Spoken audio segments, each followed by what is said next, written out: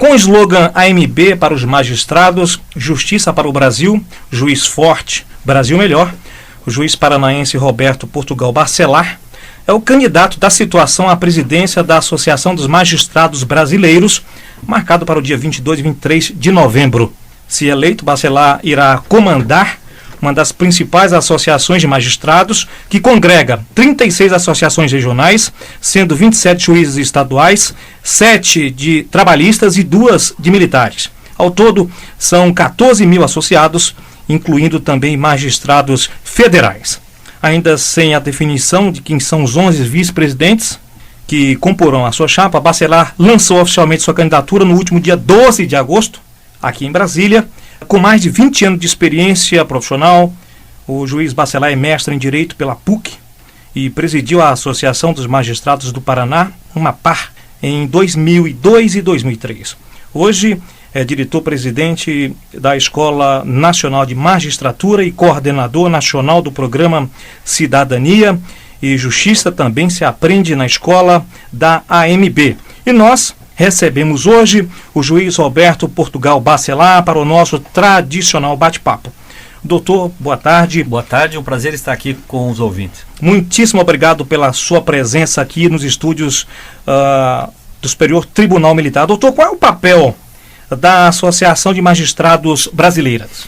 Fundamental papel da Associação dos Magistrados Brasileiros é garantir direitos, prerrogativas dos magistrados. Está no artigo 1º, inclusive, dos estatutos da associação, ser uma associação voltada aos magistrados, para a defesa das prerrogativas, tendo em vista uma melhor prestação de serviço à sociedade. O senhor é candidato a presidente da AMB pela situação. Como o senhor avalia a gestão da atual direção da instituição nos últimos anos? A atual direção ela conseguiu fazer aquilo que era preciso fazer. As gestões passadas da Associação dos Magistrados Brasileiros trabalhavam para fora, para a opinião pública, não contrariavam a opinião pública.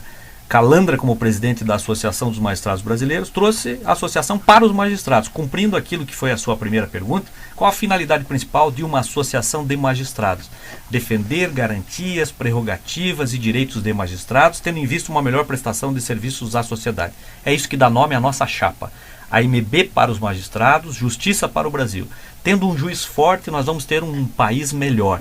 Essa é a nossa proposta. E por isso nós vamos manter essa linha de atuação de um magistrado sempre valorizado, prestigiado por sua associação.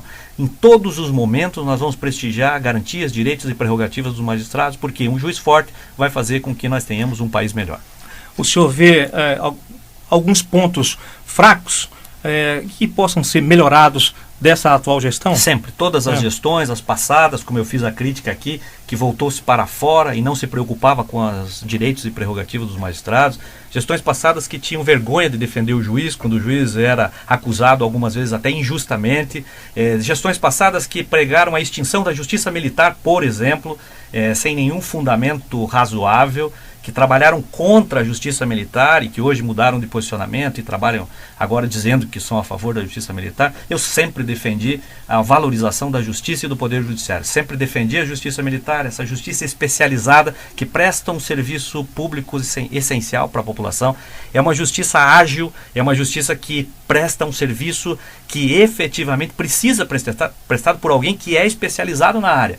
E, portanto, tem até que ter ampliada a sua competência para poder, inclusive, como acontece no âmbito da justiça dos estados, das auditorias dos estados, a Justiça Militar da União deveria, inclusive, ter ampliado a sua competência para poder atuar nos processos disciplinares, por exemplo, que não deveriam ficar a cargo da Justiça Federal comum, na medida em que ela não conhece, não tem especialização suficiente para tanto. Então, as propostas que faço, elas têm em vista, inclusive, os erros das gestões passadas. Na nossa gestão, tivemos alguns erros, na gestão Calandra, em relação a algumas questões administrativas que nós vamos procurar corrigir. Gestão estratégica, planejamento estratégico, inclusive para que tenhamos uma verdadeira valorização do juiz em todos os sentidos. Se eleito, qual será a prioridade número 1 do senhor? AMB para os magistrados, com justiça para o Brasil. Quanto mais forte você tem um juiz valorizado, um juiz feliz, ele vai ser um melhor prestador de serviço para a sociedade. Quando eu pergunto para o cidadão, qual é o juiz que você quer que julgue o seu caso? o cidadão vai ter que analisar que ele não quer um juiz covarde, ele não quer um juiz enfraquecido nos seus direitos e prerrogativas. Ele quer um juiz feliz, um juiz forte, um juiz valorizado, com autoestima. E esse vai ser o juiz que nós vamos trazer para a MB. Um juiz fortalecido em suas prerrogativas, em seus direitos, em suas garantias, e assim ele vai ser o melhor prestador de serviço público para a sociedade. Doutor Roberto, o juiz no Brasil ganha mal? Comparativamente aos outros países, ele ganha igual ou menos do que outros países. Você pode considerar Itália, Inglaterra, França, Estados Unidos, Canadá. Em todos estes países, a remuneração é compatível. Inclusive, na última revista dos magistrados da Associação dos Magistrados do Espírito Santo, nós trazemos a remuneração de magistrados de todo o mundo. E fica claro que a remuneração dos magistrados brasileiros é aquém daquilo que deveria ser, considerando-se os descontos, que nos outros países não tem esses descontos muito grandes de imposto de renda, previdência e muitos outros descontos que o Brasil efetivamente na carga tributária acaba sendo quase que confiscatória, como todos nós sabemos, e a população sofre com essa carga tributária brasileira, inclusive tributando subsídio, tributando vencimentos, tributando salários, o que não deveria acontecer. Mas então o magistrado ganha, comparativamente à população em geral, a gente pode dizer que é um salário bom.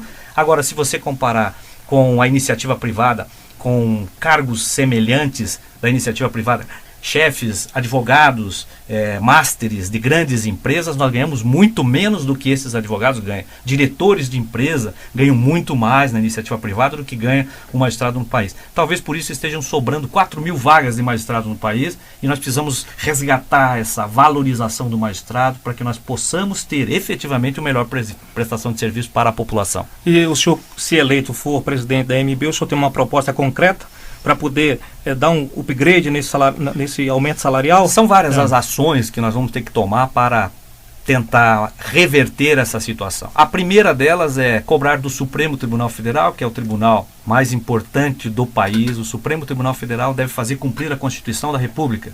E a Constituição da República diz que os subsídios devem ter reajustes anuais. Reajustes anuais não tem interpretação para isso. Reajustes anuais são reajustes anuais ou reposição da inflação anual. Isso não tem acontecido. Já há mais de 6 e 7 anos que nós estamos vivenciando uma situação de defasagem. O magistrado hoje deveria ter uma remuneração muito maior do que a que ele tem pela defasagem inflacionária. Além disso, nós temos o resgate do adicional por tempo de serviço. Há um projeto que tramita no Congresso Nacional, proposta de emenda constitucional, que começou em 2007. O deputado Regis Fernandes de Oliveira apresentou esse projeto, está lá para votação no plenário, e que resgata o adicional por tempo de serviço para magistrados e membros do Ministério Público. Depois tramita no Senado 2 outros projetos, propostas de emenda constitucional, que também trazem de volta o adicional por tempo de serviço, não só para magistrados, membros do Ministério Público, mas também para procuradores e também para carreiras essenciais da Justiça.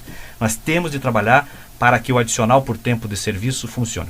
Como é que funciona o adicional por tempo de serviço? Significa dizer que o juiz que ingressa na carreira vai ganhando experiência, e quanto mais experiente, ele vai ganhando mais. Isso valoriza, prestigia uma profissionalização da carreira e faz com que o juiz saiba que quanto mais experiente ele for, quanto mais tempo de serviço tiver, ele vai ter uma remuneração maior. Hoje não ocorre assim. Hoje não acontece aqui, sim. O juiz em início e em final de carreira ganham exatamente a mesma coisa. E isso gera até um desestímulo, aposentadorias precoces e falta de valorização, o que leva a termos uma sobra de vagas de magistrados no Brasil de 4.000 vagas. E é um concurso difícil, tem que selecionar os melhores, os vocacionados, e portanto tem que ter uma valorização na carreira. E a valorização passa exatamente por esse trato constitucional. A Constituição exige muito do juiz e, portanto, ela deve compensar essa exigência com esses direitos, garantias e prerrogativas previstos na Constituição da República. Doutor Roberto, a LOMAN, que é a lei dos juízes, hoje é muito criticada pela sociedade, principalmente com relação a benefícios de juízes, como férias de 60 dias, a aposentadoria compulsória em caso de corrupção. Como o senhor vê essas questões, o que precisa ser melhorado na LOMAN? Bom, primeiro ponto que eu acho que o ouvinte precisa ter esclarecido, e bem esclarecido, é que eu falava agora há pouco de compensação. Você lembra que eu falei de uma compensação? Compensação a quê? Vamos imaginar o seguinte: você, como servidor, como trabalhador, você tem que ter dedicação exclusiva e integral. Não pode exercer nenhuma outra atividade. Você tem que ficar em plantões permanentes nos finais de semana. Você não pode nem mesmo ser síndico do seu prédio. Você não pode exercer atividade privada nenhuma. Não pode ser empresário. Você não pode filiar-se a partido político. E você tem que trabalhar sem jornada de trabalho, sem fundo de garantia, sem nenhuma outras condições previstas na consolidação das leis do trabalho. O que se exige de um trabalhador com essas condições? Talvez a Justiça do Trabalho, se tivesse de analisar uma situação de alguém que tem dedicação exclusiva e integral para o seu empregador, isso fosse considerado trabalho escravo. Não é isso que eu estou dizendo. O que eu estou dizendo é que o juiz tem a compensação adequada àquele tipo de trabalho que se exige de um profissional com atividade de risco. Se você pegar o artigo 224 da Consolidação das Leis do Trabalho, você vai ter as atividades, todas elas tabuladas. Professores, por exemplo, carga horária de 4 horas, cada hora 50 minutos. Remuneração compatível a essas 4 horas, inclusive remuneração que é aquém daquela que se deveria dar ao professor, mas consideram-se lá no período de férias dele não só as férias escolares, mas também as férias individuais do professor, tem as condições especiais de trabalho do professor. Atividades de risco, atividades embarcadas, atividades de raio-x, por exemplo, especialistas em raio-x, tem aposentadorias especiais. O que eu estou querendo dizer é que cada atividade tem as suas características e as suas especialidades. E compensações, né? E compensações. Então, quando se exige mais de alguém, se exigindo dele todas as condições de trabalho, sem jornada, sem fundo de garantia, sem possibilidade de se recusar a julgar, o juiz é obrigado a julgar. Se entrar um processo, independente do horário que entrar, o juiz é obrigado a decidir aquela questão e tem que decidir rápido. Não tem hora, né? Não tem hora. Então, as férias de 60 dias são uma compensação necessária e adequada para o descanso daquele profissional que tem atividade diferenciada, com carga de trabalho, atividade de risco, e isso é uma compensação necessária. Por isso defendo férias de 60 dias para os juízes, com muita tranquilidade, porque tem todas essas justificativas a amparar essas férias de 60 dias. O senhor falou que há um déficit de juízes no país de 4 mil hoje, né? O que é isso? Por que há esse déficit? Falta de pessoas qualificadas? Não só isso, né? O ensino jurídico no Brasil passa por uma situação difícil, como nós sabemos. A crise no ensino existe. Aqueles que optam pela Ordem dos Advogados do Brasil, por exemplo, fazem um exame de ordem. A gente sabe que tem uma reprovação, um índice de reprovação enorme. Na magistratura não é diferente. Então, o que se precisa, talvez, é pensar numa valorização da carreira da magistratura para buscar juízes vocacionados.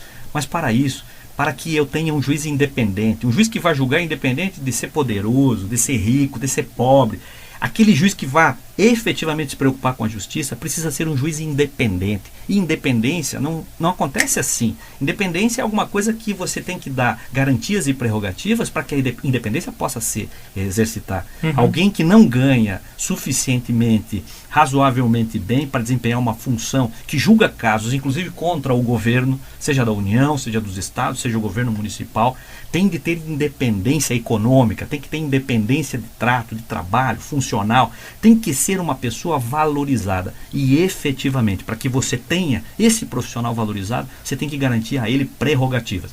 Talvez, como acontece com o jornalista, que tem como prerrogativa o sigilo de fonte, como tem o policial, que tem como prerrogativa portar armas de defesa pessoal, tem outras prerrogativas que lhe asseguram o bom desempenho da atividade. Não pode esse profissional ter medo, porque ele tem que enfrentar a sociedade. O dever dele é proteger a sociedade. O juiz, da mesma forma, é uma atividade de risco que tem que fazer justiça, independente de quem esteja do outro lado. Independente de qualquer situação, cabe ao juiz julgar com independência todos os casos. E para isso, fundamentalmente, nós temos que ter um juiz forte, um juiz valorizado. Como está o relacionamento da AMB com o CNJ e também com o STF depois daquele problema que houve com o Calandra e com o ministro Joaquim Barbosa? Não vejo que haja algum problema.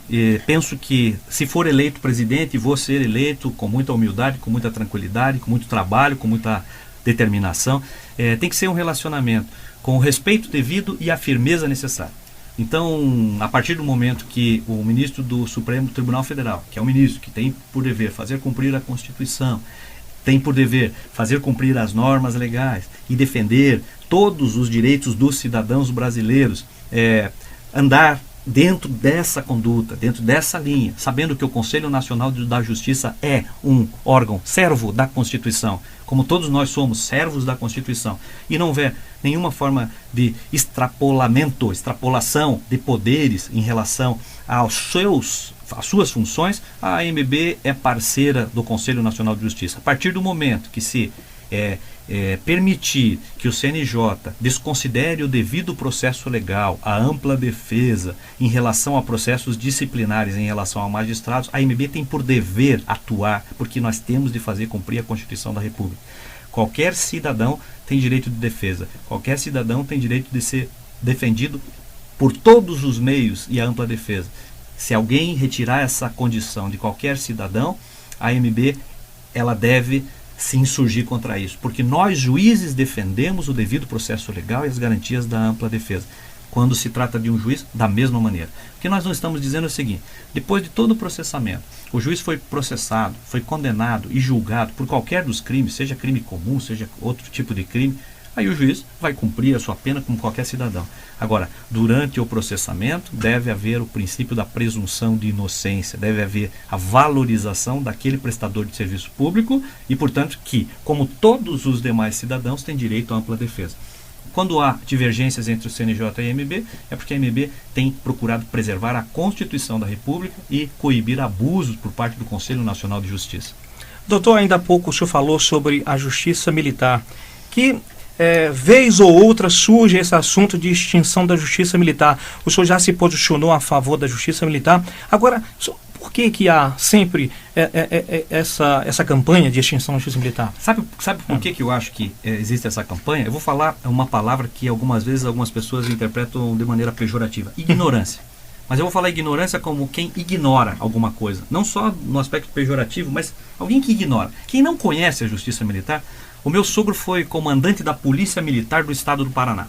Se você pegar o Estado de São Paulo, nós temos 100 mil policiais militares no Estado de São Paulo. Agora você imagina toda essa corporação, esses policiais.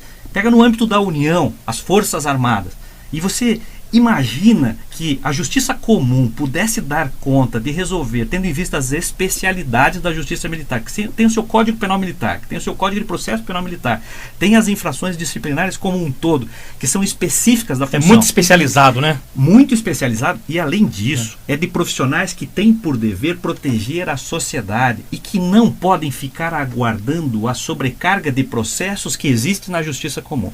Então, eu digo que quem diz pela extinção da justiça militar é porque ignora essas condições e desconhece o cruzamento de dados necessários para buscar agilidade para um processamento. Então, por exemplo, eu vejo alguém dizendo assim: mas a justiça militar tem poucos processos.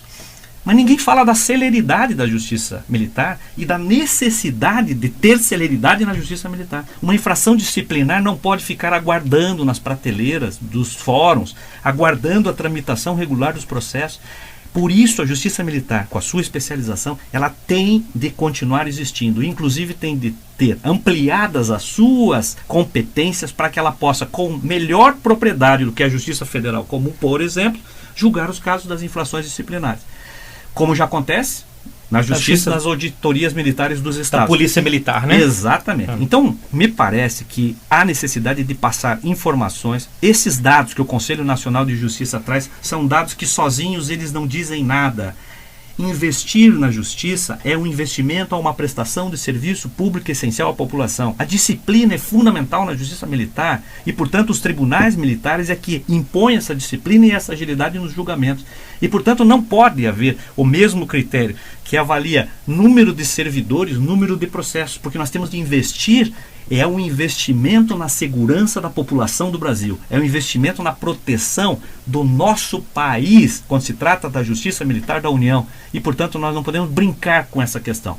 Não dá para usar argumentos que não se sustentam para justificar a extinção da justiça militar. Até porque se tivesse muito processo na justiça militar, tem alguma coisa errada lá na Perfeitamente, perfeito. É muito bom que tenha processos adequados àquilo que representa a força moral de uma corporação, seja no âmbito da União, seja no âmbito do Estado. Então, portanto, quando tem poucos processos e esses processos são julgados com agilidade, nós mostramos que a justiça militar brasileira funciona e funciona bem e não pode ser extinta e não se pode cogitar com análise numérica comparativamente à Justiça do Trabalho ou à Justiça Federal ou à Justiça dos Estados, porque não é a mesma coisa. São especificidades, são qualidades especiais de uma justiça especializada que tem que continuar sendo especializada, tem que continuar sendo rápida, rígida, firme, atuando de uma maneira muito forte para que nós tenhamos a pacificação do nosso país.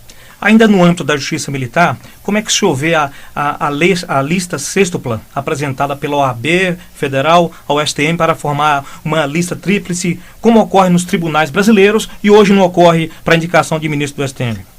Eu acho que aperfeiçoamento de algumas coisas na Justiça Militar nós temos que ter, né? Eu acho que esse aperfeiçoamento tem que acontecer. Se existem falhas nessa escolha de ministros e a gente não consiga ter os melhores, a gente tem que aperfeiçoar isso. Então a minha proposta, tenho trabalhado muito na Escola Nacional da Magistratura. Pela primeira vez nós temos um diretor adjunto que é juiz militar da União. Quem é o doutor Alexandre Quintas? Certo, doutor Tem Alexandre feito Quintas. um trabalho maravilhoso lá, inclusive de legitimação social, de busca de legitimação social com o projeto de Justiça e Cidadania. Cidadania e Justiça também se aprende na escola. É um projeto que faz com que a população, a partir das crianças, conheça direitos, deveres, todas as formas de justiça, inclusive... O senhor também trabalha nesse projeto, né? Eu sou o coordenador nacional desse projeto, que começou lá atrás, em 1993, foi a sementinha que eu plantei. 20 anos. Isso. Diria hoje que se eu morresse hoje, morreria feliz por ter lançado essa semente. Porque esse projeto hoje já atingiu 13 milhões de crianças no país. Nós temos como mostrar que para a população que a justiça é importante para o país. E, portanto, quando eu falo que a AMB é dos magistrados, de outro lado nós temos que ter uma AMB para os magistrados com Justiça para o Brasil. E Justiça para o Brasil é buscar essa legitimação social, mas com projetos que interessem para o magistrado. É ir na escola, é trabalhar pela simplificação da linguagem jurídica, bons projetos que a AMB já teve, que nós vamos resgatar, para que aproximem o juiz da sociedade, mostrando o nosso papel de prestador de serviço público e essencial à população, e um papel que é fundamental. As pessoas precisam conhecer, ninguém valoriza o que não conhece, e, portanto, nós vamos mostrar, a partir das crianças, nós vamos mostrar para a sociedade, com projetos de legitimação social, que é muito importante ter um juiz forte, um juiz independente, um juiz que não se curve, um juiz que tenha a fortaleza necessária para prestar um serviço com justiça para a população, com total independência. Então é essa a nossa meta e é o nosso sonho, ser presidente da Associação dos Magistrados, para fortalecer o juiz e alcançar um país melhor. Doutor Roberto, para finalizar a nossa entrevista, qual o recado que o senhor manda para o nosso ouvinte juiz, principalmente que está nos ouvindo agora nesse momento, que faz parte da Associação dos Magistrados Brasileiros? Quero dizer para os juízes que eu conheço todo o Brasil, conheço a magistratura brasileira, conheço todos os segmentos da justiça, Justiça do Trabalho, a Justiça Militar, a Justiça Federal, a Justiça Estadual, conheço a forma de trabalho de cada uma delas, e quando eu não conheço, eu vou me informar, vou perguntar. Eu me interesso pela justiça brasileira e tenho uma proposta de valorização da justiça porque eu acredito no país e acredito nos juízes brasileiros. Saiba, juiz brasileiro, que votar em mim, que você vai ter um parceiro nessa luta fundamental em prol de um país melhor. Por isso, eu trabalho com AMB para os magistrados, Justiça para o Brasil. Juiz forte, Brasil melhor. Quanto mais valorizado nós tivermos o juiz, nós vamos ter um Brasil melhor. Peço o seu voto, juiz brasileiro, porque com o seu voto nós vamos transformar o Brasil valorizando a magistratura brasileira. Nós conversamos com o juiz paranaense Roberto Portugal Bacelar, que é candidato da situação à presidência da Associação dos Magistrados Brasileiros. Doutor, muito obrigado pela sua presença e pela sua entrevista aqui conosco. Muito obrigado, prazer é meu, estou sempre à disposição dos ouvintes e dos juízes brasileiros.